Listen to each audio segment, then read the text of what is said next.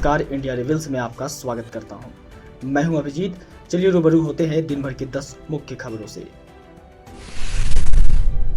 झारखंड में नौकरी के लिए फर्जी दस्तावेज हुए पेश। डाक विभाग के लिए आए आवेदन में 80% दस्तावेज निकले फर्जी।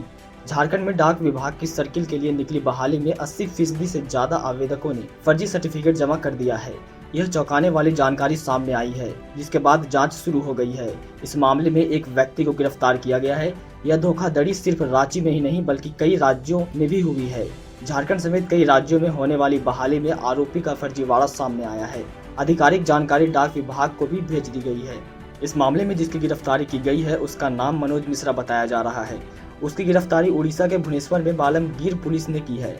अब टीम आरोपी मनोज मिश्रा को यहां लेकर आएगी और सभी दस्तावेजों का मिलान करेगी। फर्जी सर्टिफिकेट का काम मनोज काफी समय से कर रहा था। चलिए बढ़ते हैं अगली खबर की ओर। छात्रों द्वारा नियोजन नीति का विरोध जारी। संथाल परगना में आज निकला मशाल जुलूस। 1 अप्रैल को बंद का आह्वान। झारखंड की हेमंत कैबिनेट द्वारा लाई गई नई नियोजन नीति के विरोध में संथाल परगना में शुक्रवार की शाम को मशाल जुलूस निकाला गया। इस दौरान झारखंड स्टेट स्टूडेंट यूनियन ने संथाल परगना में 1 अप्रैल को बंद का आह्वान किया है। झारखंड स्टेट स्टूडेंट यूनियन का कहना है कि किसी भी सूरत में 60-40 की नीति नहीं चलेगी। नारा स्पष्ट है कि 60-40 नहीं चलता। चलिए बढ़ते हैं अगली खबर की ओर। भाकपा माओवादियों ने लूटी विस्फोटक सामग्री। रामनवमी में व्यस्त रही पुलिस। गांव के विस्फोटक गोदाम से बारूद लूट ले गए नक्सली। झारखंड के पश्चिमी सिंहभूम जिले में रामनवमी में सुरक्षा की तैनातियों में पुलिस इतनी व्यस्त रही कि बड़ा जामदा ओपी क्षेत्र के परमबाल जोड़ी गांव जंगल स्थित डीके घोष कंपनी की विस्फोटक रखने वाली मैगजीन, भारी तादाद में डेटिनेटर व अन्य विस्फोटक सामग्री लूटकर नक्सली फरार हो गए। गुरुवार की मध्य रात्रि लगभग 12 बजे से 1 बजे के बीच भाकपा माओवादियों ने धावा बोलकर भारी तादाद में डेटोनेटर व अन्य विस्फोटक सामग्री लूटी है। नक्सली जिस बारूद का बड़ा भंडार को लूटने आए थे उसमें वह सफल नहीं हो पाए हैं।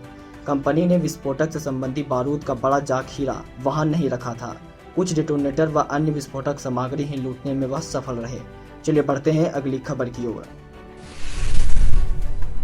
दामाद के प्यार में सास ने पति को मार डाला।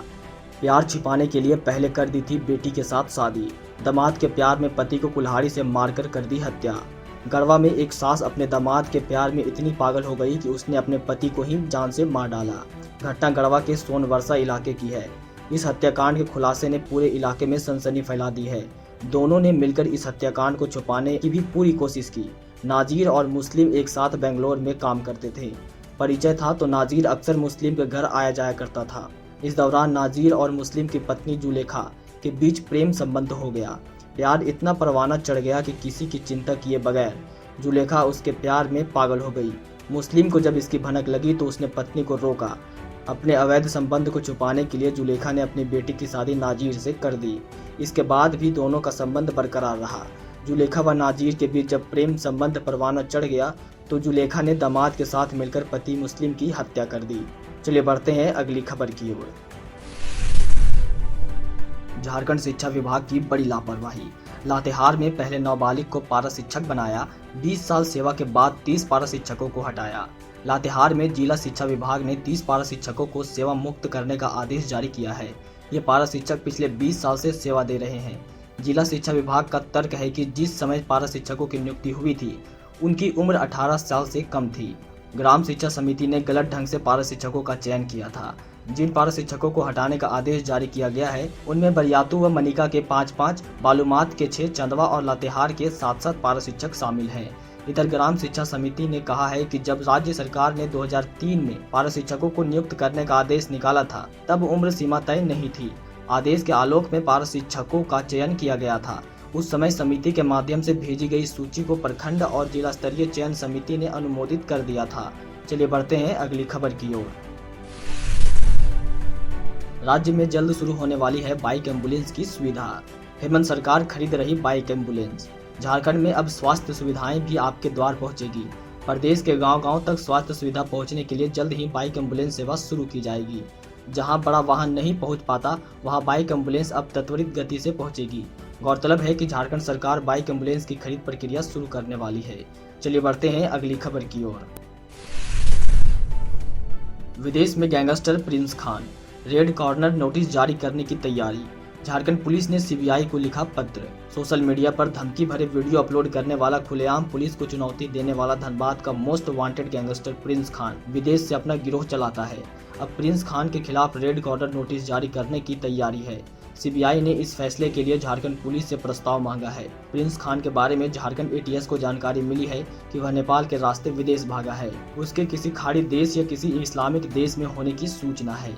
चलिए बढ़ते हैं अगली खबर की ओर। जमशेदपुर में एक मरीज निकला कोरोना पॉजिटिव। H3N2 के मिले 4 संदिग्ध THM में एडमिट।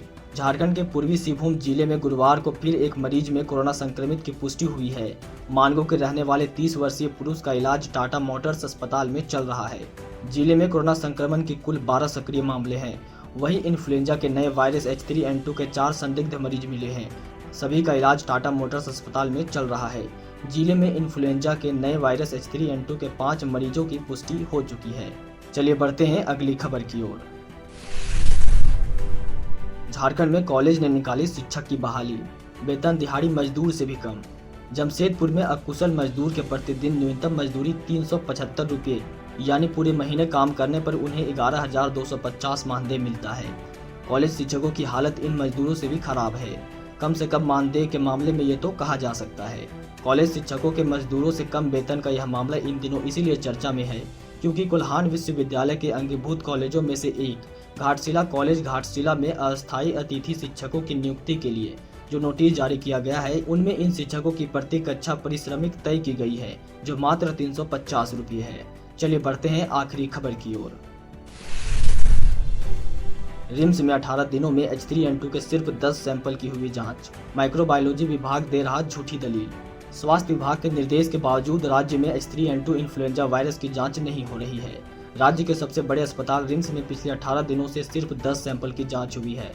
माइक्रोबायोलॉजी विभाग का कहना है कि उनके पास जांच के लिए सैंपल नहीं रहा है, जबकि पर्याप्त संख्या में जांच किट उपलब्ध है। स्वास्थ्य विभाग ने 12 मार्च को सामान्य इन्फ्लुएंजा के बढ़ते मामले और H3N2 का मामला सामने आने के बाद रिम्स व MGM जमशेदपुर को जांच का निर्देश दिया था। निर्देश मिलने के बाद रिम्स द्वारा 192 जांच किट मंगाया गया था। आज का खबर यहीं समाप्त होता है। अगर यह वीडियो आपके लिए उपयोगी साबित हुआ हो तो चैनल को सब्सक्राइब करें और लाइक करना बिल्कुल ना भूलें। धन्यवाद।